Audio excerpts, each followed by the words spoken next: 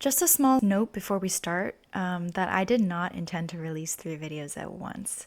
I actually did so for this video because K-pop Demon Hunters is absolutely breaking the internet right now.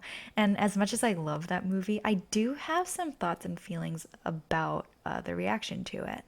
I'm not going to go into those today because I think, from a broad perspective, much smarter people are already talking about it, and I'll link one of the ones I really resonated with down below. But I did feel like a discussion of the Asian American reaction to Western engagement with Asian culture was really topical right now, even if only from the perspective of Asian clothing. So, yeah, enjoy the video. Welcome to some rambly fun times. Small reminder that I am not a video essayist. My videos may be occasionally long, but they comprise a lot of my opinions. To start off, this video title is clickbait. The broad answer in a literal sense is yes, but that isn't necessarily a problem. What I'm really here to talk about today is the discourse surrounding the question. There's this thing that I've seen multiple times on Reddit, Instagram, etc. A white person will post something going, "Am I allowed to wear this piece of Asian clothing?" An Asian person from Asia will respond, "Of course you can. I don't see a problem with it. People do that all the time here. Asian Americans are just sensitive." And another person will add something along the lines of, "Lol, the woke mob is full of whiny snowflakes." I wanted to explain briefly to both Asians and non-Asians of all strokes, but especially white people and especially white Americans, white isn't just a matter of Asian Americans being sensitive. Don't get me wrong, I think in some ways we are, but to label sensitivity as the final cause is kind of missing the point. It's like saying don't shine flashing lights at that person, they're sensitive to it if they have epilepsy. You're not wrong, but that doesn't make the cause of their sensitivity suddenly meaningless. Let me explain. In my video about the Georgia shootings, I just for a second touched on this idea that I'm too American to be treated as a real Korean and too Asian to be treated as an American. If you want more information about that kind of thing, look up perpetual foreigner online. There's tons of great info. So I'm not going to go too deep into that. But just to head off a potential criticism, I don't feel alienated that way because I'm too sensitive. I'll be getting to the sensitivity part in a second. I feel this way because I've had a lot of non-Asian people minimize me to stereotypes, and a lot of Asian people tell me to my fucking face that I'm not a real Asian, including my father. I can't entirely blame either party for acting like I'm not one of them because, yes, I have a different cultural background from both white Americans and Asians from Asia. So if they don't want to claim me, what can I do? But it does mean that my relationship to culture in general, but particularly my Asianness, is complicated in a very personal way. And I know I'm not the only one who feels this way, or something similarly complex, about the culture my parents and grandparents come from. Coming back to that video for a second, there's a very real perception by non-Asians that they both understand and would love to be a part of Asian culture. These are people who often don't know much about the culture beyond basic aesthetics, haven't thought through the implications of the higher expectations for conformity, don't know much about how the Asian cultures that exist aren't the same as each other.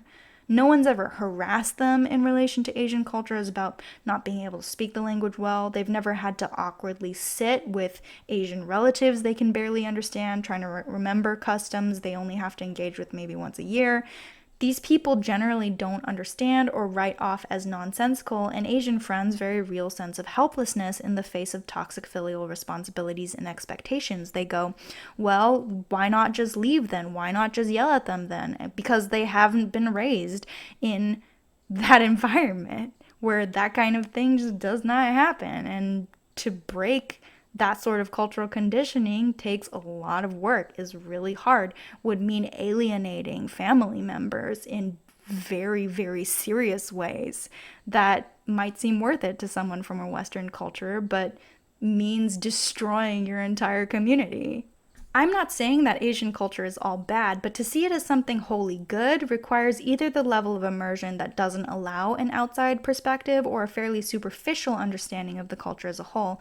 And even for those people who've gone a little deeper and do understand the culture as well as they think they do, there's nothing personal about those contradictions and imperfections. No complicated personal questions about how much different values and expectations, both Western and non-Western, have shaped who you are as a person. No grappling with the fact that a member of your family thinks they're entirely Westernized but has some very old-fashioned Asian values they refuse to admit they have. No constant reminders that you are not accepted or safe to be wholly yourself in either purely Western or purely Asian spaces. I'd love for it to be the case that just a couple of us Asian Americans are sensitive little whiner babies. In Korean, we call the tendency to make a big deal out of very minor pain umsal, and the concept delights me. But that would require the contradiction of our past, our place as perpetual foreigners, to not affect our lives on some deep and persistent level. Maybe you listened to the paragraph I just said and was like, well, why is it such a big deal where your cultural values come from? Everyone else's cultural values come from their environment too, so what? And I'm inclined to agree on principle, but my life just hasn't functioned that simply. No matter how much you say it's no different from what anyone else does, just the fact that people treat you differently, that you're constantly being reminded by others that you're not allowed to be comfortable in your own skin, does affect you. It's like when some people ask why feminists kick up such a huge stink. If it didn't actually affect our lives and the lives of people we loved, yeah, underlying sexism wouldn't be that big of a problem, but it does. And to top off all of that complicated frustration around our Asianness, we also know Western culture deeply. It is also a part of us in a way Westerners refuse to accept. We both know what it means to be rejected from Western society as not belonging, and know that Asian fetish is a serious, tangible, and frankly disgusting problem among Westerners. We've been exposed to enough Westerners to know that a lot of them look at Asian cultures and don't understand enough to give a crap about anything beyond the basic aesthetics. A lot of those people have Asian fetish, a thing that is just creepy and uncomfortable and just involves people treating you like you don't have anything more important going on than their superficial assumptions about what an Asian person is like. And worst of all, is just inescapable in your life. It just follows you everywhere, especially as an Asian woman. So when it comes to non-Asians wearing Asian clothing, sure. If you defer to Asian people from those countries, it's not a big deal. It's not a big deal because from the perspective of Asians, the non-Asian person is a tourist. Somebody who just walks into your space and goes, wow, I love that dress. And you're like, well, that's kind of nice. And that's about it. To an Asian American who's sensitive to the issue, they see someone non-Asian wearing Asian clothing and know that there is over an 80% chance that the person in question is uncritically engaging with a culture that the Asian American is never allowed to engage with in a simple manner. A culture a part of them feels like they belong to, but also not really. It's not a matter of that's mine, let go of my block. It's a member of a culture you should belong to, but aren't allowed to. Very casually staking claim to another culture you should belong to but aren't allowed to. It is an inherently personal act. On top of that, this isn't just about what you're wearing. When an Asian American like me sees someone do that, we know that there's also a very high chance that the individual is one of the many people we have encountered in our lives who see us and automatically subconsciously thinks, ching chong chopsticks, math katanas. And yes, I practiced that. Please don't repeat it to another Asian person if you are not Asian. Just because I can make fun of the stereotypes assigned to me doesn't mean you can. It's a conflation of exoticizing fetish with an impersonal greed by the people who already shun us to take ownership of something deeply personal and often painful to us. Not everyone is going to feel that way. Asian Americans are not a monolith, but it shouldn't be a shock or a joke to anyone that some do. If you have personally lost a friend or family member to a tragedy and someone makes a joke about that type of tragedy, of course you're going to react a lot more strongly to that thing than someone who hasn't. That is you being more sensitive to the topic than the average person because it's personal to you. But it doesn't make you a bitchy loser just because it's not as serious to someone else. Now, having said all that, to the people asking the question in good faith, the people asking, can I wear some Asian thing? If you've gotten this far in the video, I'm going to reward you by putting your mind at ease. No one is allowed to police what you wear. It's not a matter of can. There is no Asian culture police who's going to stone you for putting chopsticks in your hair. Not only is no one allowed to, but if your question is actually, is it disrespectful to do so? The answer is, it depends. If you're being a tourist in Asia, go ahead. You're probably helping the local economy. Nobody's gonna feel offended about it. Asians probably either think you're cute, are flattered, or immediately peg you as a tourist and an easy mark. If you're doing it in a private event with either no Asians at all or friends who know where you're coming from and have full faith that you love and respect them for things besides their Asianness, there's no reason not to. It's a private event. It's between you and the attendees. No one else has any say over what you do there as long as everyone involved is being treated well. Like, for comparison, it's not even legal to be nude in certain public venues, but nude beaches aren't considered harassment because everyone there is a willing and respected participant who knows what they're getting into. If you're doing it in a public forum where you expect to encounter Asian Americans you don't know, yeah, I'm sorry to say, expect a couple people to avert their eyes, act awkward and uncomfortable around you, even feel a bit offended or demeaned. You can be as well researched and well considered about Asian culture as a genuine citizen of an Asian country. You may even be a born and raised citizen of an Asian country. Strangers aren't going to know that. Some of them are going to assume things about you based on the way you're dressed, the same way people assume things about someone dressed in fishnets with huge visible skull tattoos. Is that always fair? Not necessarily, but you can't begrudge them the pattern recognition of assuming certain things about you based off of that. If you really do feel that you care, have thought about and respect the culture you're representing, the best you can do is show compassion to the people who feel hurt, wary, or disrespected, and hope that those people will give you the chance to show them that you see them for who they are. Because that's the point, right? If you appreciate Asian culture and appreciate Asian people, then you respect those people as real human beings, right? And just, please, don't defend yourself by saying, I don't hate Asian people, I'm not a racist. Like, that if you have to keep telling people that you are not a racist, the common denominator is maybe you, buddy. Like, just, if somebody feels awkward and uncomfortable with you, accept that for what it is and take the time to try and show them that they're wrong if you really think they are. But don't just say, I'm not a racist. That's not only is that not convincing, it's often really condescending. Like, it assumes that they are being whiner, loser, sensitive snowflakes to just be like, oh, I can't possibly be a racist. You're the problem here. Do you see what I mean? Like, just, if someone feels uncomfortable with you, talk them through it.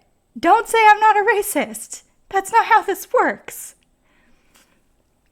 And okay, here's the last situation. If you just ask the question to get the minority stamp of approval, if you're doing it in public thinking I don't give a crap, I just want to wear whatever I want to wear, but you want me to say, oh yeah, you can do that, then yeah, you're just being a douchebag. Except that you are being a douchebag and dress the way you want. Don't drag minorities into your self-righteous moralizing. Asian Americans deal with enough douchebags. They can handle it. We might seem sensitive because we complain, but for those of us taught stoicism, which is a very traditional concept, we complain a whole lot less than we could. It's much better to be self-aware about your selfishness and foibles than to face every indication of your own selfishness with a hasty dependence upon other people insisting you're a good person. We all do that to an extent, so that's why I'm letting you know what the answer is, so at least you don't fool yourself. To wrap up, today's non-sponsor is LibreOffice, a free and open source alternative to Microsoft Office. Generally speaking, I love cheaper free alternatives to big software. I use a free PDF reader and editor, use Affinity instead of Adobe Illustrator or Photoshop. Where I can get away with it, I try to keep my software costs down, but I recently lost all access to my usual Microsoft Office, and not being one to keep all my documents online where Google can sell it to feed AI algorithms, I thought I'd give LibreOffice a try. Suffice to say, it's not good. Whenever you use a new piece of software, especially if you're already used to the industry standard, there's an adjustment period. I know this. I'm more than happy to acknowledge that setting aside all my issues with Apple's attempts at forcing a monopoly, probably the only reason I don't like iOS is because I'm not used to it. Before anyone comes rushing in with, wow, look, another whiner who can't handle an adjustment period, no, that isn't my problem with LibreOffice. Not only have I had LibreOffice crash multiple times in the span of a month for no discernible reason, the claims that it works in complete compatibility with Microsoft Word is entirely false. It complains whenever I save a document in .doc that the file formatting is going to get messed up, even when it's literally just a piece of text. No fancy formatting inserted at all. And when there is formatting, whew, I opened a Word doc with a table in Libre, and while it displays just fine when I use Print Preview, it couldn't save a basic color block shape and printed half of the page small. I don't even know how. Impress, their version of PowerPoint, also failed to impress me. When the most basic of templates apparently assume that the font size of the title text should be smaller than the font size of the regular text, and the two text boxes should overlap in the middle of the page instead of filling it. For reference, I did not do anything remotely fancy to my installation of LibreOffice, nor do I even know if or where LibreOffice templates are stored. So I didn't do anything to it that would make it think that. While this may seem deeply critical of what is free software, I wanted to pick this one because I'd seen a lot of the opinion that anyone who doesn't like LibreOffice is just a whining loser, which seemed to align perfectly well with my video topic this time around. By all means, if you like LibreOffice, continue to enjoy using it. It could certainly be worse considering it's free, and it is not a horrible option for someone who just needs to be able to write essays and can't afford Microsoft's horrible prices, but it definitely isn't good. Particularly in a country where Microsoft Office compatibility is actually kind of important. Alright, thanks for watching, I guess, and if you'd like, maybe throw my video a like. Signing off.